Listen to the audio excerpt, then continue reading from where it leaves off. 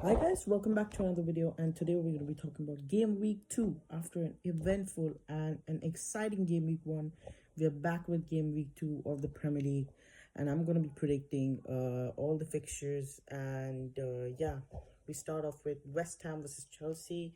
West Ham just lost 3-0 against the newly promoted Sunderland side. Their defense was awful, and the performances from Ward-Prowse, Paqueta, West Ham, they had chances but they couldn't convert. Although their defense, the way Sunderland played as a team, as a unit, was just amazing. And although Chelsea also got dominated at their home, Stamford Bridge, and they could have lost the game, but Eber Eze scored a beautiful free kick, but that got called off. The goal got called off, and it was a 0-0 draw. But I think Chelsea just have a better midfield, and would have too much quality. Um, the defense is also better than West Ham. They'll have too much quality for West Ham.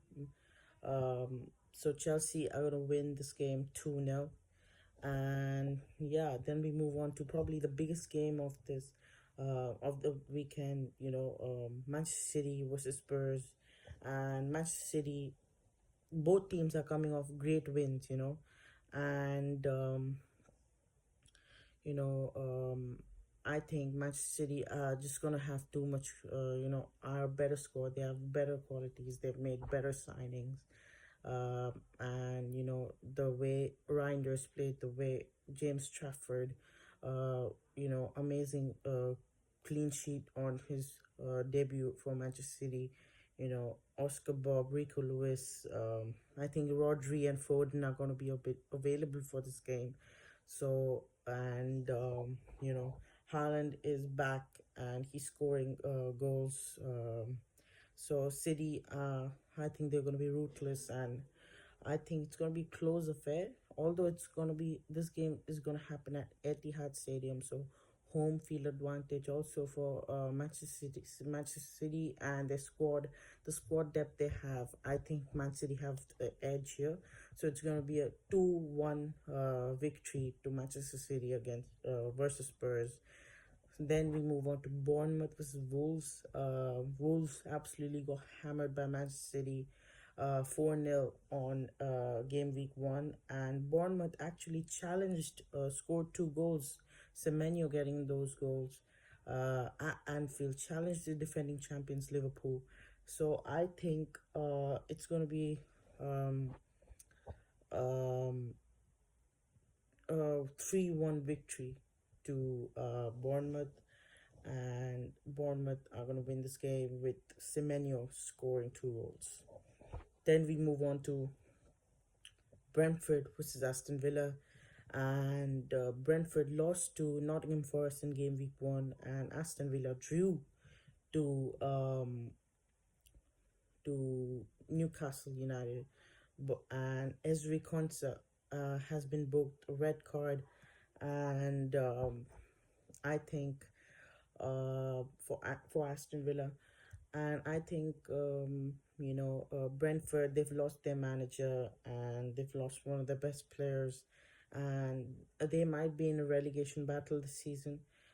They might just finish in that 17th or maybe 16th this Premier League season, and I think Aston Villa are gonna win this game 1-0.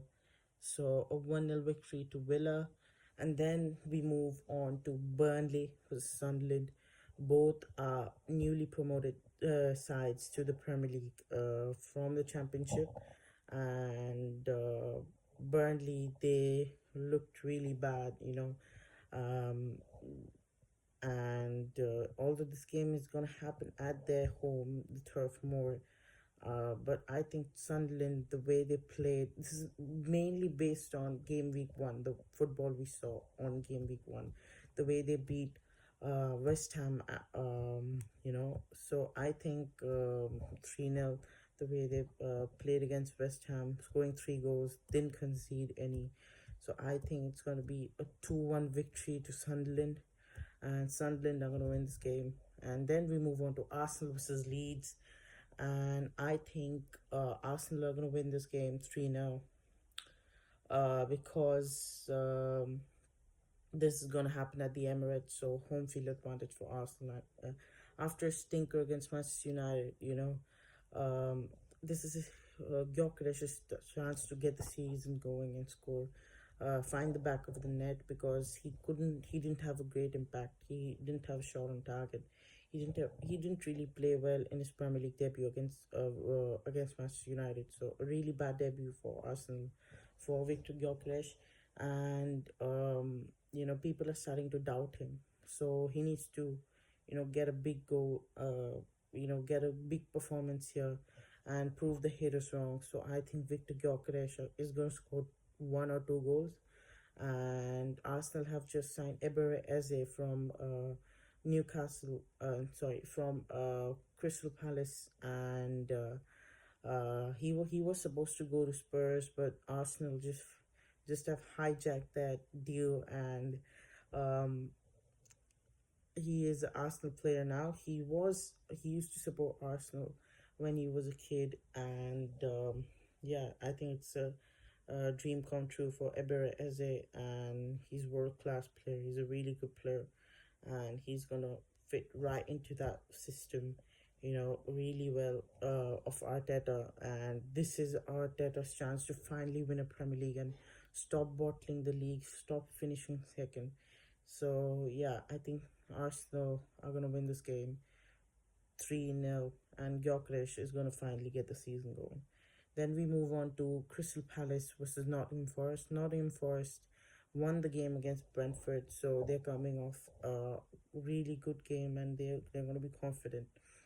And Crystal Palace, they really dominated the game against Chelsea at Stamford Bridge. So it's a very close call. But since Crystal Palace have lost one of their best players in Ebere Eze, I think it's gonna be a 1-1 draw. And then we move on to Everton versus Brighton, and Everton, who lost the game um, against Leeds on Monday night. And while we look at Brighton, they were winning the game, but Fulham, a stoppage time goal by Rodrigo Muniz, you know, meant that they would only get 1 point, and all the hard work, protecting that lead and getting those 3 points went in vain.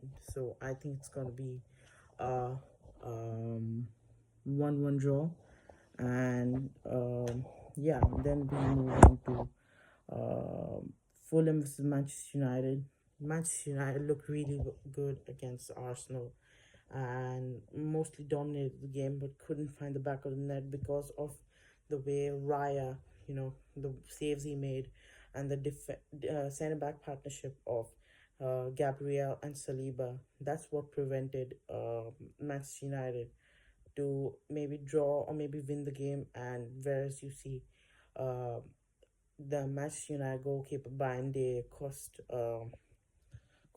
Manchester United the game. This could have been a draw, maybe Manchester United win as well, but it it was unfortunate. And this is going to be an away game for Manchester United at Craven Cottage. So, but anyways, I think Manchester United they're going to win this game 2-1, and Benjamin Šeško is going to get a goal, and Matej Cunha, who was probably the man of the match, one of the best players against Arsenal, the way he was gliding past defenders, I think Matej Cunha is gonna get a goal. So 2-1 to Manchester United, and they're gonna get their first win of the season.